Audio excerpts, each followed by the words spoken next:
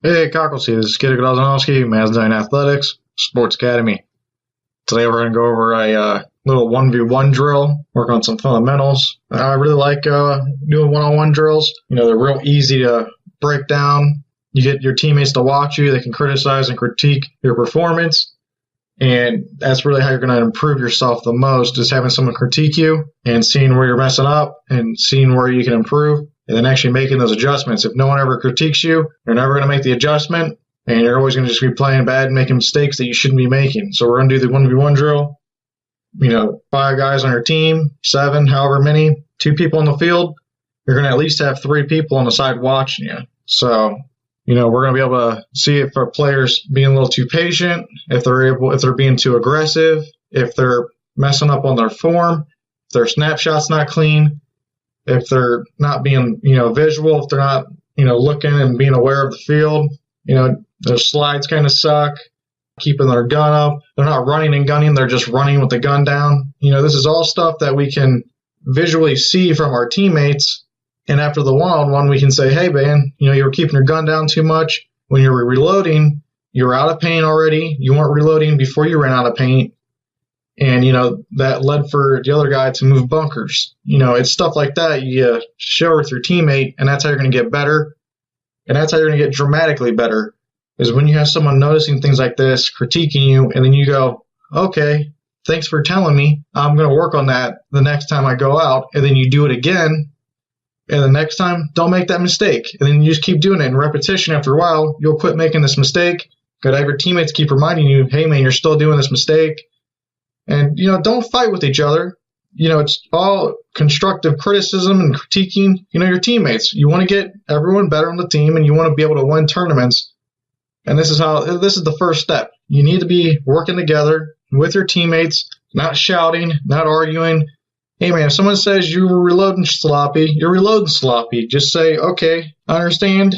You guys have some tips on how I can reload better? Yeah, man, when you get into the bunker, start reaching for that pod right away. After, so long, you're going to be out of paint. You got to be having one gun up, holding the gun up, and then the other hand always reaching for that pod and having it ready. You're just going to make these little adjustments in practice, and this is going to transition into the tournament, and these mistakes aren't going to happen. Your game's going to be a lot more crisp. You'll be able to worry more about communication, finding where players are on the field, rather than making mistakes and allowing the other team to make an advantage on you. And, this is what really improves players dramatically, is doing stuff like this in practice. And this is what teams don't do in practice, and that's why they never get better. That's why they play D5 and D4 for 10 years. They're not going up into D2 and D1. I'm telling you guys, there's not a big difference between the divisions. It's literally just people keep making silly mistakes, and they keep repeating these damn mistakes rather than ever improving on them. And that's what holds them back. All right, so we're going to get into the drill here. Now, as you can see, we're going to cut the field in half on this drill, meaning we're either going to play the Dorito side or the snake side. In this instance, we're on the Dorito side. You're going to start in the back center. On the start box, you can play anywhere around that back center. You can play anywhere around the middle Dorito here. And then when you're going to go up to that big W, you can play both slots in the W, but you can't go around the W on the other side, on the snake side. You can only play the Dorito side, but you can use that snake side slot up in the top of the bunker. You can use that slot and play on that slot if you want. If we're going to do the drill here on the snake side, same thing applies. Only play on that snake side. Don't use the Dorito side. Play the center bunkers and go around the center bunkers, but you can't go around the W on the Dorito side. You can use that slot again on the Dorito side, but don't go around the actual bunker.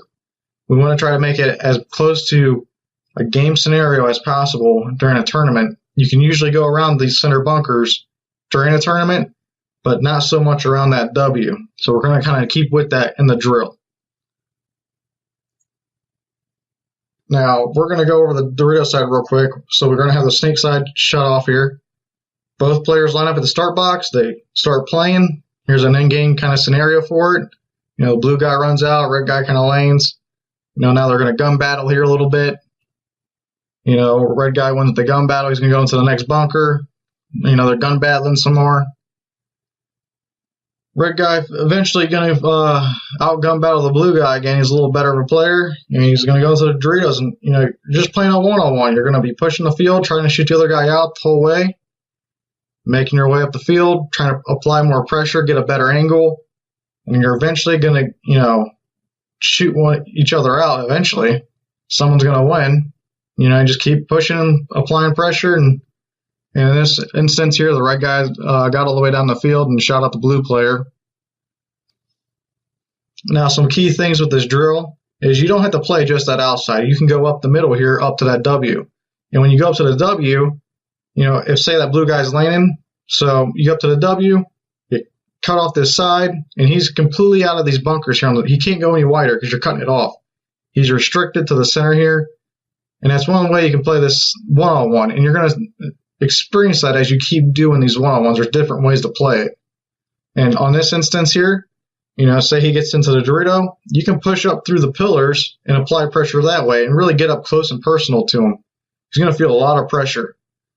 And then you can either go and dip into the Aztec and into the Doritos from this position up in the pillars, or you can push up to his Dorito or just come on the inside and try and bunker him out. Now, you're going to realize playing these one-on-ones, you can really apply pressure from different areas of the field. And this is stuff people don't utilize in tournaments, but experiencing these one-on-ones and playing them and keep doing them over and over, you're going to get comfortable playing on these sides of the field.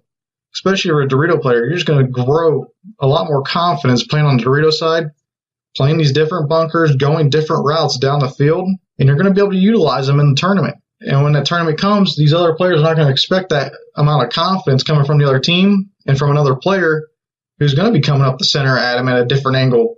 Usually people just push the tapes. You can come these different sides, guys. And this is what's going to mix up the play, confuse the other team. They're not going to know what's going on. So we're just going to keep applying pressure in these one-on-ones. Gun battling. You're going to be working all the fundamentals of paintball in this one-on-one. And you're getting your teammates to watch you, see how you're playing, and you're going to be able to improve yourselves.